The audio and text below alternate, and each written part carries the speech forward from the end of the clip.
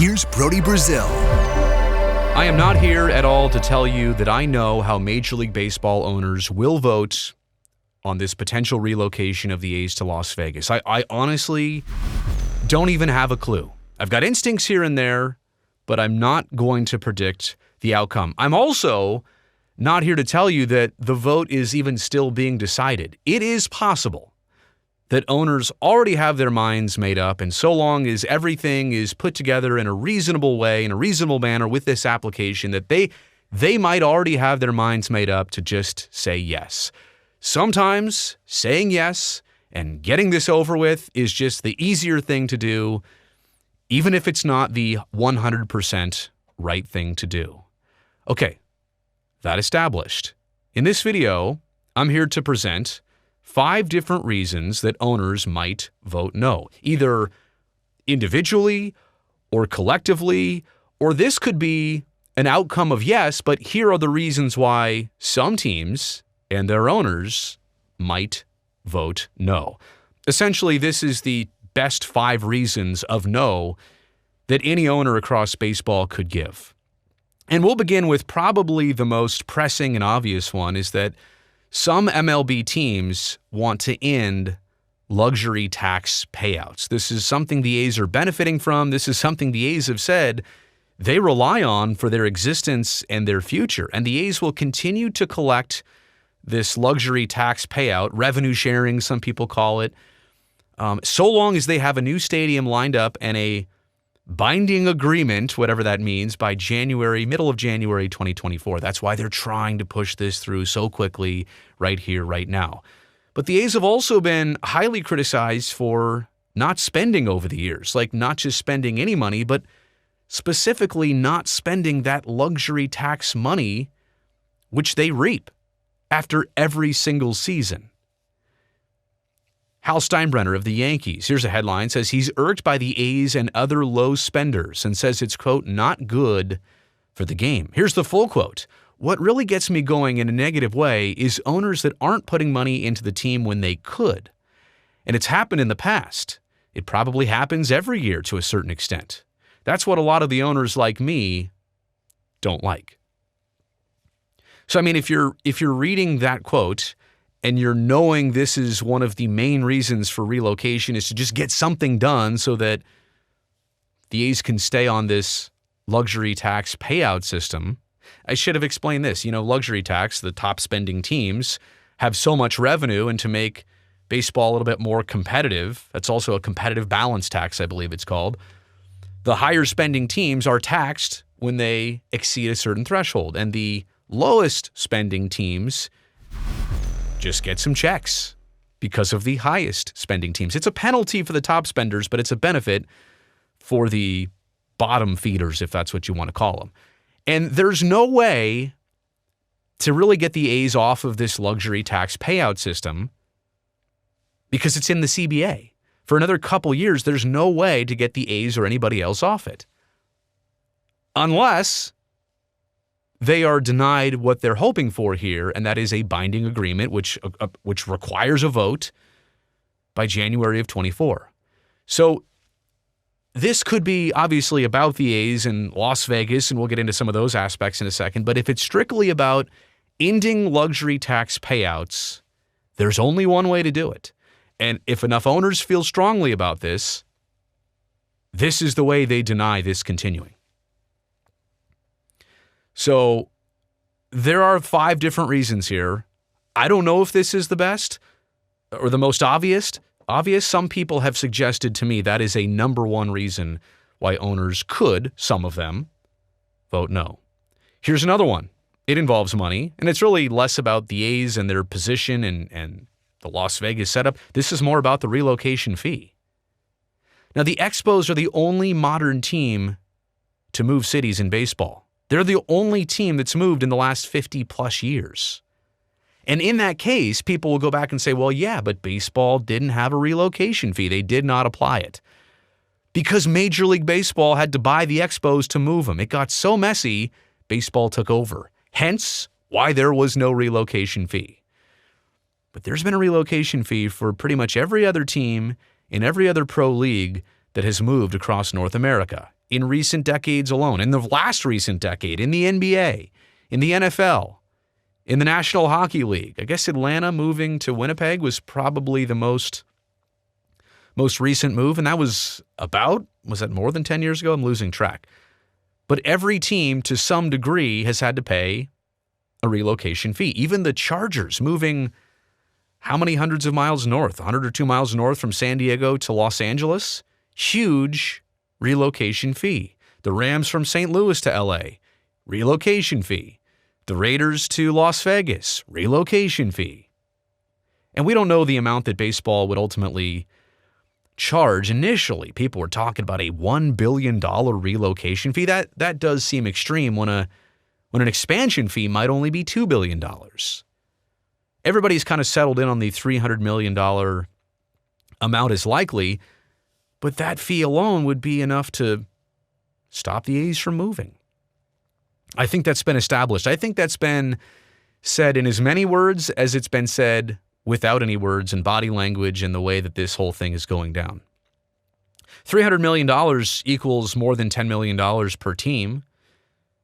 Do you think teams wouldn't want a free $10 million here? And also this, no fee is a reward. Like, that's like me buying you dinner or a drink. It's a thank you. It's a reward. This is not procedural. I'm not obliged, or I'm not obligated. I'm not obligated to buy you anything. I'd be doing it because I like you, because I want this to happen, because this is a favor to you. But here's the problem. Oh, that's a dangerous precedent to set.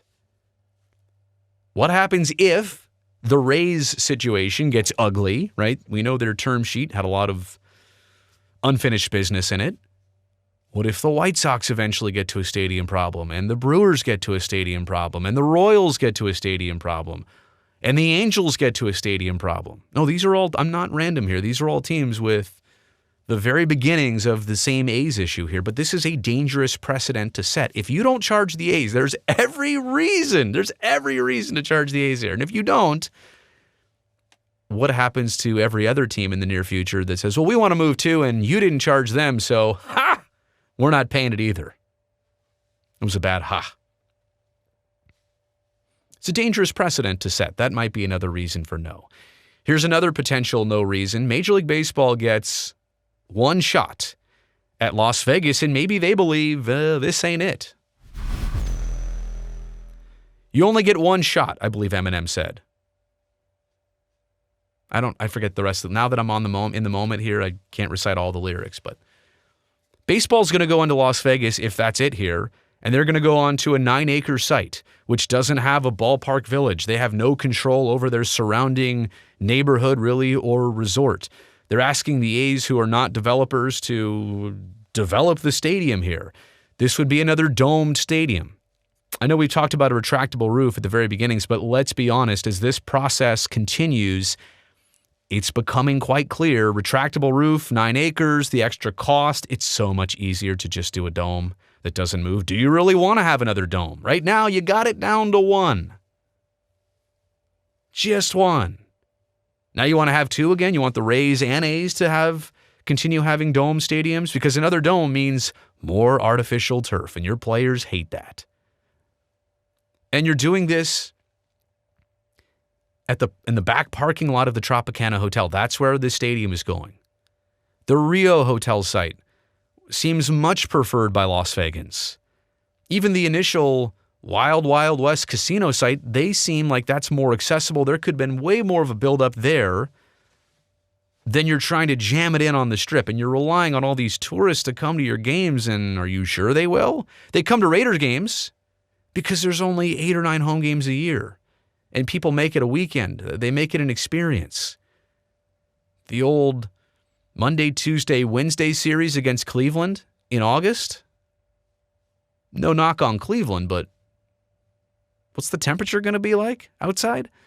This is really neither on nor off the Strip. I know the location is, like the Tropicana Hotel is on the Strip, but this ballpark is back in the southeast corner of the property. It doesn't touch the Strip at all. You know what's between the Strip and the stadium? A huge casino. The A's would be going in, at least at this point, without headliner talent. Is that a concern? It's not like you have Shohei Ohtani on your team and he's locked up for 10 years. Okay, people would come to see that. And also Las Vegas, if you don't move the A's here now, doing Las Vegas differently than this and doing Las Vegas later than this, like down the road, you definitely could get a $2 billion expansion fee if you put a team down there. And like I said, different site, different situation, different timeline. They don't have to tear something else down before they rebuild this. This one is so complicated. But if this is your one shot, like if you say yes to this, you don't get to do it again. So is this really, like if you get one swing in an at-bat, is this the swing you want to take? And if you miss it, you're done, right? If it's the old sweeper and you didn't sit back on it, you're done. Or if you were looking sweeper and you saw a heater, swing and a miss, you're done. They only get one swing, and are they sure this is the one they want to take? There just may not be enough details by the time the vote needs to happen. I've got the other video about, is it mid-November? Is it early December, mid-December? Like, there is a window, and I do believe a vote's going to happen, but it could come to the point where owners are like, I'm missing a few things here. You've presented this, and we're taking the vote, but it looks a little incomplete. The A's will need their vote by the end of 2023. Technically, January 14th of 2024, I think. But end of this calendar year is when they need it. Will all the answers be presented? There are some things out of the A's control entirely. Can they strike a deal for a temporary stadium for 3 years of 25, 26, 27? Ballpark costs, buildability. How about what Bally's is going to do with the Tropicana Hotel? What if they're late in their process of designing this? What if that becomes an issue? How about the private financing plan? How about just making sure this actually happens by 2028? If it's going to be a blind yes, like, well, this doesn't look all here, but we'll push it through and we'll kick it down the road, we'll figure it out later. That would seem to me like a scary situation for owners who would be tasked with approving this. And I think this is the last, and it's not the least one, but maybe this is just the most simple. Maybe MLB looks at Oakland and says, well, we actually want to remain in the Northern California market. This is a top 10 media market. And, the Warriors haven't seemed to had an attendance problem lately, and they seem to do things well. The Giants, and over time, I mean, look at their last 2 decades of being at their new ballpark and figuring things out. Why couldn't you replicate that literally 6 miles away across the bay? 49ers, they've moved within the Bay Area, no doubt, but it shows the viability of this market. The Sharks have struggled recent years for the first time in their franchise history ever, but take a non-traditional sport like hockey, and it has blown up and thrived in a city that really didn't have a pro team when the Sharks arrived. I know the Quakes had been there under different iterations, but the Sharks were the first of the major Pro 4 to land in San Jose. Attendance, sponsorships, like, they all do just fine. And if the A's are done, I say properly here, if they have a proper home and they get the fans back on their side, and for however that happens, like, Oakland is a viable market, and a franchise in Oakland, with all of the support you have in this area and all of the resources, would have to be more valuable than a franchise in Las Vegas. And I know you're saying, well, didn't the Raiders' value just go up when they moved? Yeah, but a large part of that is a new stadium anywhere. And the Raiders were kind of 1 foot out the door anyways, and so they finally did put forth the effort of marketing and collaborating with the community. But if done in Oakland with the same effort and resources, I'm just saying Northern California, more of a return on the value of the franchise than in Las Vegas right here, right now. Also this, in terms of the voting aspect of this, and I say, value of the franchise, it matters to other owners. It's like living in a neighborhood where the house next door, the value of it just went way up. Well, guess what? Your property value just went up too, and you didn't even have to do anything. How will National League West owners vote with the dynamics change here? If there's only one team in Northern California, and knowing what a thriving market this is, and baseball fans that used to love the A's, well, it's going to build up the Giants. No doubt about it. But if you're an owner in the NL West, how do you want that to go? Do you want that advantage to change?